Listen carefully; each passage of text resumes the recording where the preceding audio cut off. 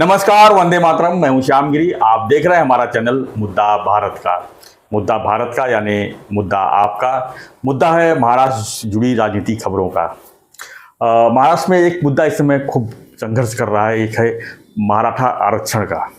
आरक्षण के मुद्दे पर इस समय संसद अधिवेशन में भी घमासान चल रहा है विधानसभा के।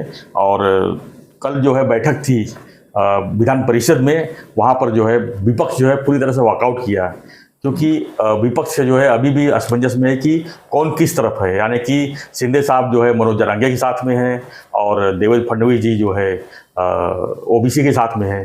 तो कन्फ्यूजन ये है कि आखिर में कौन किसके साथ में है और क्यों है। आरक्षण के मुद्दे या तो ख़त्म करो या तो फिर दोनों को लड़ाने का काम मत करो, ऐसा विपक्ष का मांग है। इसी पर हम थोड़ा सा चर्चा कर लेंगे और जानेंगे कि ये मराठा आरक्षण का मुद्दा जो है और ओबीसी का मुद्दा जो है विधानसभा में कितना रंग डालेगा। सवाल का ये है इसमें। सर क्या कहेंगे सर, ये आरक्षण का मुद्दा जो है लोकसभा तो ले डूबा बीजेपी को और विधानसभा में भी पूरी तरह से हावी होता हुआ नजर आ रहा है, क्योंकि विपक्ष जिस तरह से इसको उठा रहा है और जिस तरह से लड़ा रहा है और लोग जो है इसमें समझ नहीं पा रहे हैं कि क्या किया जाए, इसको कौन किस तरफ जाया जाए, कौन हमको जो है इस मुद्दे को जो है सही करके देगा, न्याय करके देगा। लोग कन्फ्यूज में हैं। मराठा भी कन्फ्यूज है, ओबीसी भी कन्फ्यूज है। इस कन्फ्यूजन का इलाज क्या है?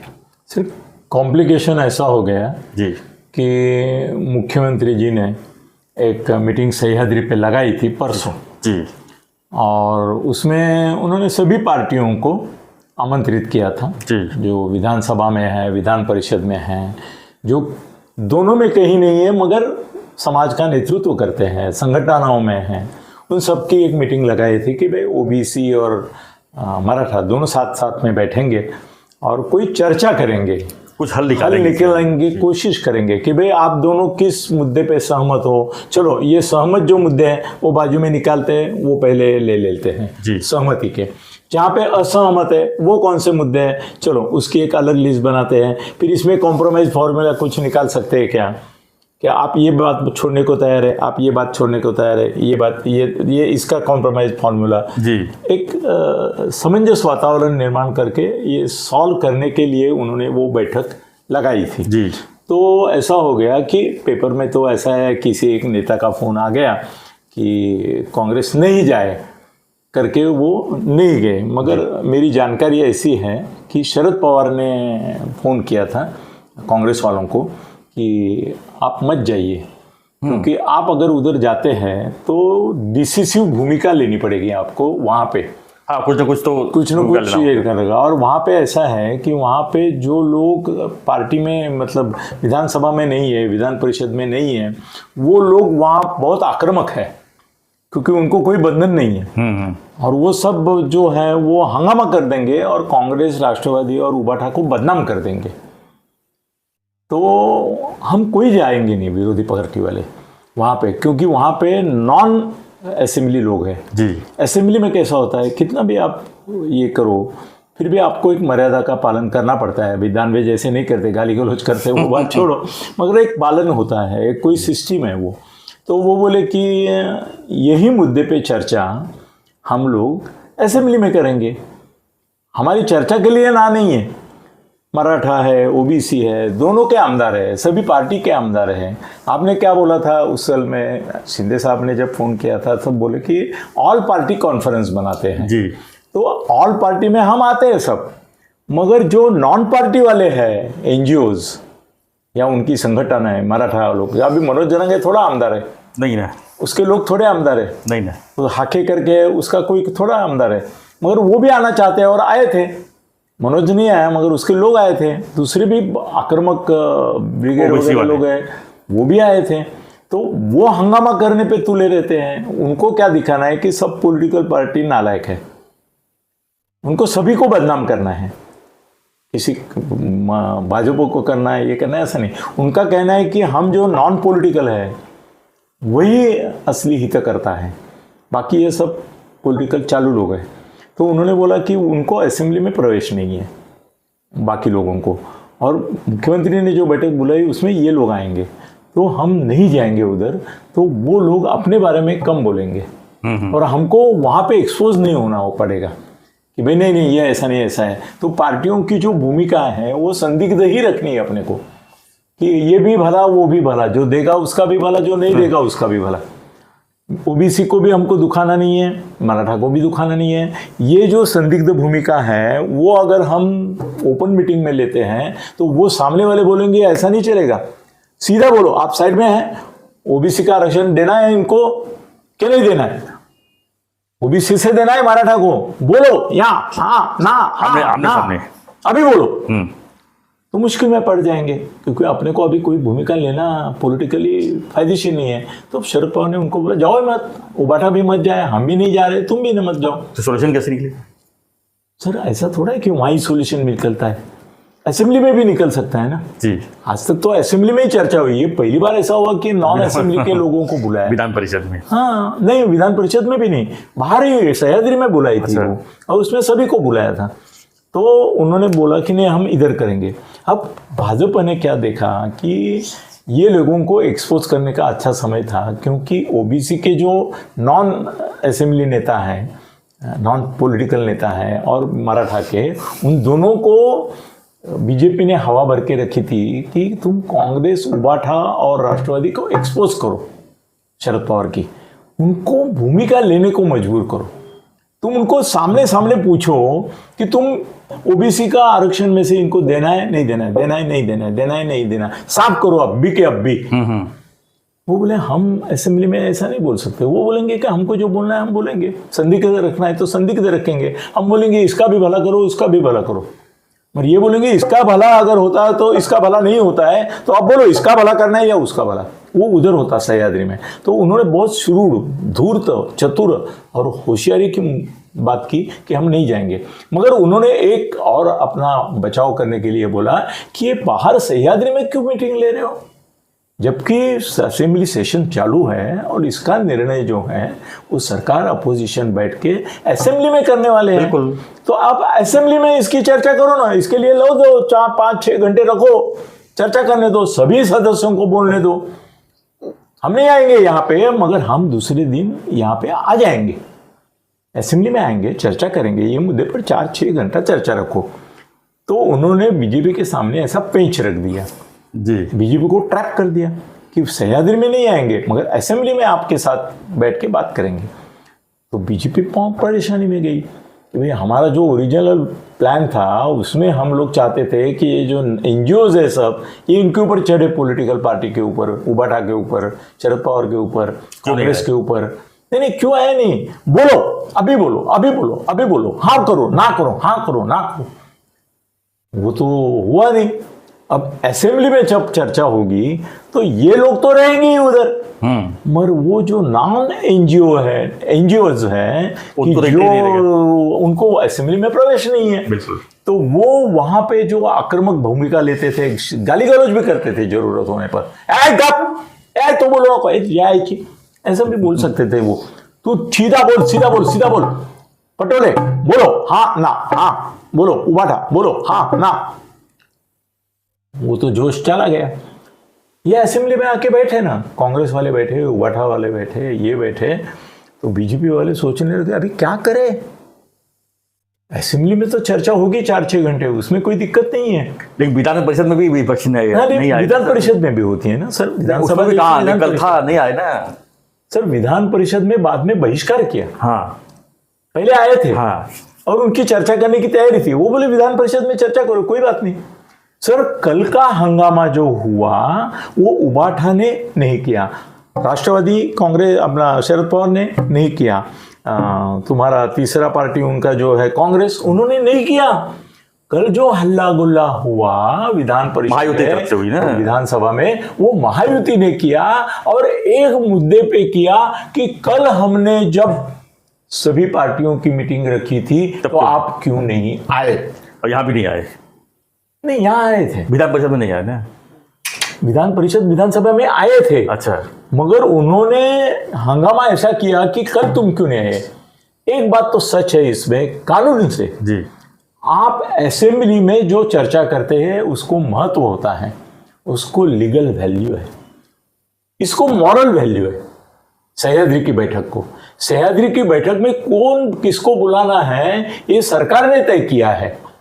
उनको जो सोइस्कर थे उनको बुलाया था, जो हंगामा इनको तरफ से करेंगे वो जो इनके पक्ष में थे, इनके पक्ष में थे, या तो हंगामा करने में। सर इसका और क्या असेंबली में ऐसा था कि जो हकदार बनते हैं वो सर लोक प्रतिनिधि है, 2-2, 5-5 लोगों ने उनको चुन के दिया है, तो उनका हक बनता है कि ऐसे में मैं आमदार हूं सर, मैं रास्ते पे जाके भाषण करूं तो उसका कितना महत्व है? 10%। और मैं असेंबली में आमदार करके खड़ा होके जब बोलता हूँ 100% बिल्कुल है। तो कांग्रेस ने, शरद पवार ने, उद्धव ने और इन्होंने सही भूमिका ली कि हमको जो बोलना है वो बोलेंगे, आपके सभी सवालों के जवाब देंगे विधानसभा में जो आएंगे, मगर हम असेंबली फ्लोर पे देंगे, क्योंकि असेंबली के माध्यम से ही ये सवाल सूझने वाला है। सोल्यूशन किधर है? असेंबली में है। सरकार कहाँ मानने वाली है ठहराव? अध्यादेश कहाँ निकलने वाला है? कहाँ मंजूर होने वाला है? असेंबली में। तो असेंबली व्यासपीठ है, हम आते हैं ना उधर। तो सर तो तो बीजेपी की गलती थी, कल की गलती बीजेपी की थी। उन्होंने वहां पे इतना हंगामा किया, वो नहीं चाहते थे कि सभा का कामकाज हो, वो चाहते थे ये खाली बदनाम हो कि आए नहीं, यही बोलना था उनको, दूसरा कुछ बोले ही नहीं। कल क्यों नहीं आए भाई? नहीं आए कल क्योंकि तुम्हारी वो प्राइवेट मीटिंग थी, सीएम ने बुलाई हुई मीटिंग, वो प्राइवेट जैसी थी, ये सरकारी करके हम आ गए। तो ये आरक्षण का मुद्दा सर क्या कितना आगे, मतलब कि सर ये प्रभावित ऐसा है कि इसको प्रभावित कर रहा है? सभी पार्टियों को ये मालूम है कि अपने हाथ में कुछ नहीं। अध्यादेश पास करो, ठहराव पास करो, 75% टक्केवारी का ये दे दो, ओबीसी को करो, इसको ना करो, इसको ये करो। सर जब तक सुप्रीम कोर्ट में इसका निकाल फैसला नहीं आता है, वो भी अभी आगे चला गया। ये तुम्हारी समिति ने, शिंदे समिति ने उनको बोला कि हमारा तैयार नहीं हुआ है अभी। सरकार भी कहाँ अर्जेंसी में है, सरकार मीटिंग बुलाती है, मगर आयोग ये बोलता है कोर्ट को कि हमारा अभी पूरा ये तैयार नहीं हुआ है, हमको मुदतवार चाहिए। तो अभी 5 अगस्त तक दी ना, 5 अगस्त तक थी। अभी जुलाई में कल अगर सभा का इसका सुप्रीम कोर्ट में ये इनको करना था तो शिंदे समिति वाले बोल सकते थे ये मेरा रिपोर्ट है, इसके ऊपर अगला तारीख तुरंत दे दो 2 दिन में और निकाल ले लो। उनको चाहिए नहीं निकाल। सर असेंबली इलेक्शन से पहले सरकार को निकाल आना ही नहीं चाहिए। ये बात ऐसी अधूरी रहनी चाहिए, इसको भी चुतिया बनाओ, इसको भी चुतिया बनाओ। ओबीसी को बोलो आपको रक्षण मिलेगा, आपका कुछ नहीं जाएगा, इनको बोलो आपको मिलेगा। इसका असर विधानसभा कितना देख रहे हैं आप? बहुत सारा होगा। सरकार है ना, किसकी तरफ होगा? सर सरकार है, सरकार जिम्मेदार मानी जाती है, अपोजिशन नहीं मानी जाती। ओबीसी का गुस्सा निकलेगा तो क्या शरद पवार पे निकलेगा, उद्धव ठाकरे पे निकलेगा, सरकार पे निकलेगा, वो सरकार पे निकलेगा। सरकार की अभी मराठा लोगों ने हारा के दिखाया ना इतनी जगह आपको, खाली मराठा। अभी तो ओबीसी ज्वाइन हो गए, धनगर ज्वाइन हो गए, मुसलमान तो पहले से ही गए हैं। अभी तो जरांगे ने आज कमाल कर दिया है। जरांगे ने बोला कि सबको आरक्षण दो और मुसलमानों को भी दो, बांट दो 100%। जरूरत क्या है फिर ओपन वालों के लिए? सब ओपन वालों को भी दे दो। ऐसा नहीं होता है सर। तो यही हो गया ना सर, जब हर कोई जिद करेगा तो हर एक को कहाँ से देंगे सर? 75% तक ये सरकार बीजेपी की जो केंद्र की है ना, वो अगले इलेक्शन से पहले करने वाली है।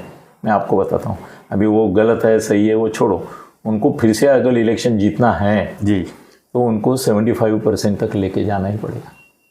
फिर कोर्ट में वो मैटर जाएगा, वो ऐसा अध्यादेश निकालेंगे कि जिसको कोर्ट में चैलेंज भी नहीं कर सकते। ऐसा भी कर सकते हो, ऐसा हुआ तो हुआ, हाँ, मगर 75% हो जाएगा फिर जी। तो फिर आप बात जो करें 50-50 वो नहीं रहेगी, 25% की रहेगी। तो 25% में ओपन कास्ट लोग कहाँ बैठेंगे सर?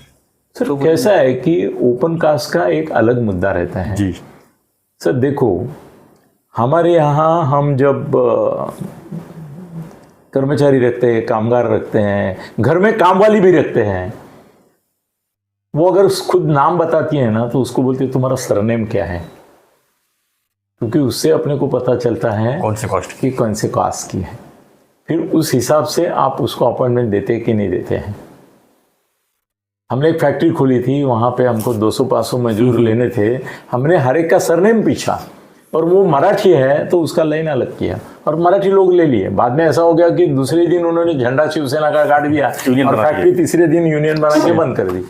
वो बात अलग अलग है। बात है। फिर बाद में सब नॉर्थ इंडियन भर दिए, तो फैक्ट्री चली 10 साल और मराठी लोगों ने एक दिन में बंद पड़ी, वो बात अलग है। मगर हम देखते हैं ये, तो सर ये ओपन वाले जो है ना, उनको कास्ट का ये नहीं रहता है स्टिग्मा। आजकल कास्ट देख के भी लोग ले रहे हैं। सर बिल्डिंग में फ्लैट नहीं लेते।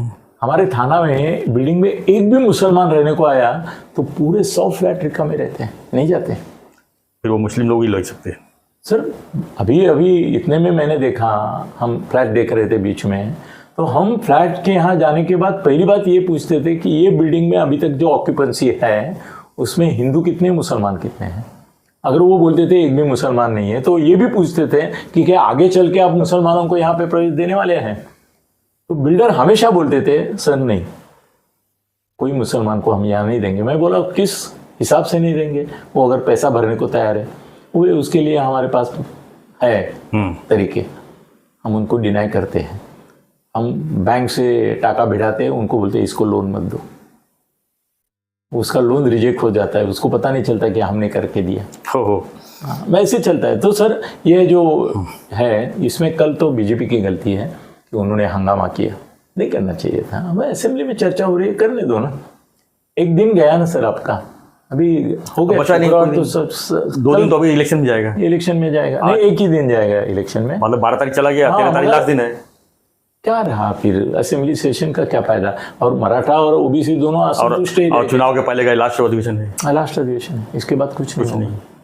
तो सर कल बीजेपी ने खुद को एक्सपोज किया, ऐसा मुझे लगता है उल्टा उनको बोलने। सर हमारा सवाल जो था ये कि बीजेपी ओबीसी की तरफ और शिंदे साहब जरांगे की तरफ, यानी कि मराठा आरक्षण की तरफ डिवाइड क्यों हो गए। महायुति तो एक ही है ना सर। सर ओबीसी बीजेपी का बेस है जी, मराठा शिंदे साहब का बेस है, ये दोनों एक साथ आना चाहिए था, उल्टा हो गया। तो ऐसा हो गया कि शिंदे साहब और फडणवीस आपस में लड़ रहे थे।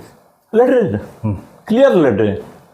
अभी पेपर में आया है न्यूज कि फडणवीस को साइडलाइन करना तय हो गया है, शिंदे साहब को ही दे रहे।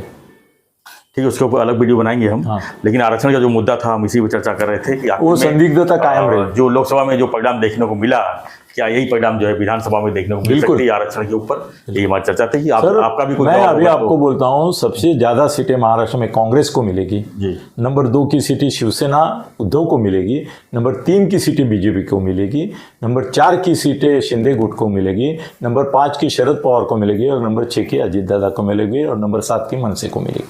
आपने तो पूरा स्कोर ही बता दिया, पूरा रिजल्ट का। देखो चलो ठीक है, देखते हैं, वो तो रिजल्ट की बात होती है। खैर जो है आरक्षण का जो है असर कितना पड़ेगा, इसके ऊपर हमारी चर्चा थी। आपकी क्या प्रतिक्रिया है, हमें कमेंट बॉक्स लिखिए, और क्या होना चाहिए, जो आरक्षण के मुद्दे पर क्या होना चाहिए ये भी आप लिखिए। और बने रहिए ऐसी खबरों के लिए, देखते रहिए हमारा चैनल मुद्दा भारत का। चैनल को लाइक, शेयर और सब्सक्राइब जरूर करें। सत्य साहब को भी चैनल मराठी में अगर देखना है तो आप जो है अनिल गगन बेदी सत्ते, उसको भी सब्सक्राइब कीजिए। धन्यवाद। जय हिंद, जय महाराष्ट्र, जय श्री राम।